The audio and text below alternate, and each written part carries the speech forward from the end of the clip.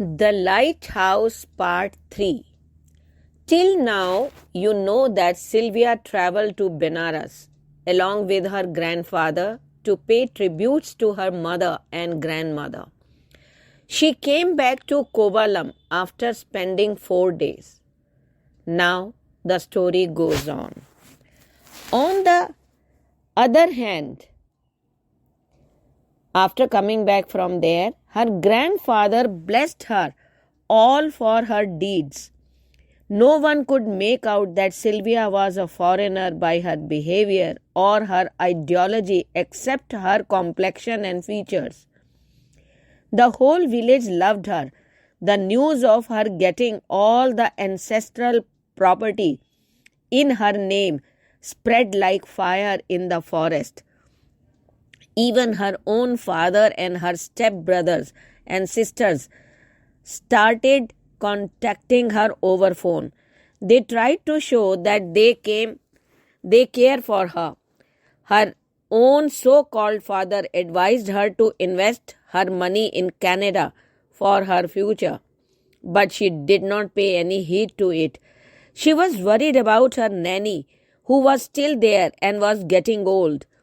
She used to send her money for fulfilling her daily needs and was in contact with her. She hated her father as he never took care of her after his second marriage. At that time, she was only 8 years old. It was her nanny who took great care of her. On the other hand, her Indian uncles, aunts, and cousins were very nice to her initially. But when they came to know that the whole property had been transferred in her name after grandfather's death, one could see the difference in their behavior.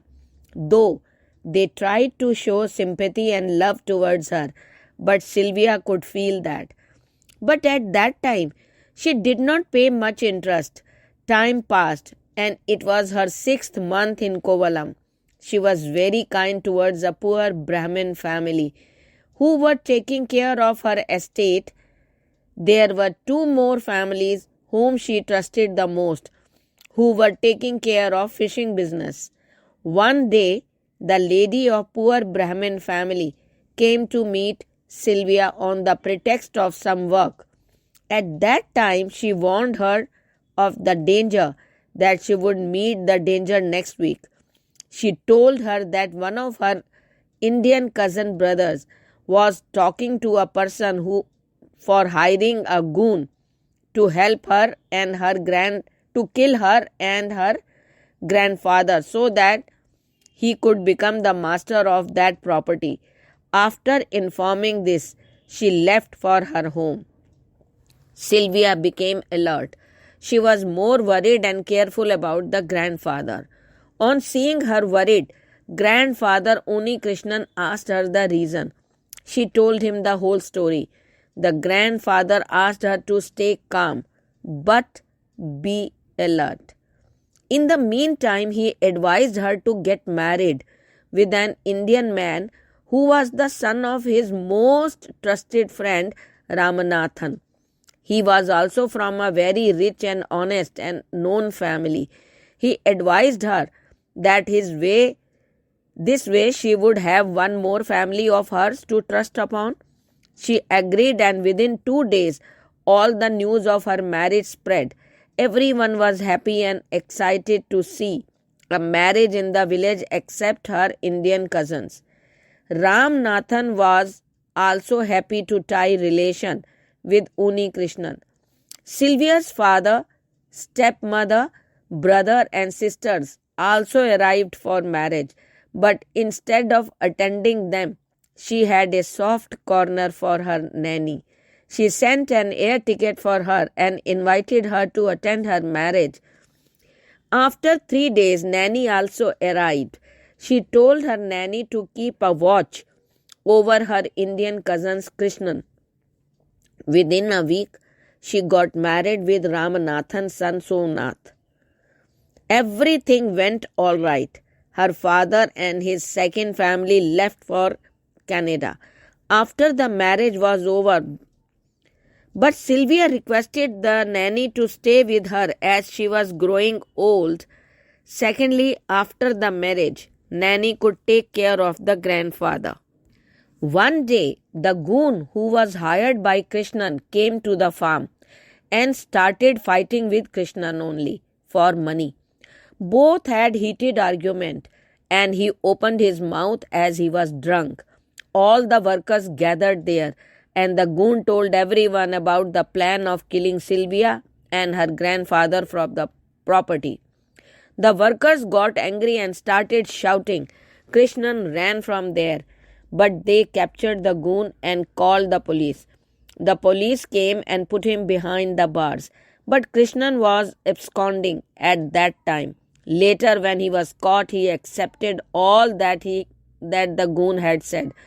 But Sylvia intervened and requested the police to let go of him. Krishnan felt ashamed of himself and regretted. He requested Sylvia to give him a chance to become a good man again. He was granted, and after that he looked after grandfather and nanny and never misbehaved. Sylvia was leading her married life very well.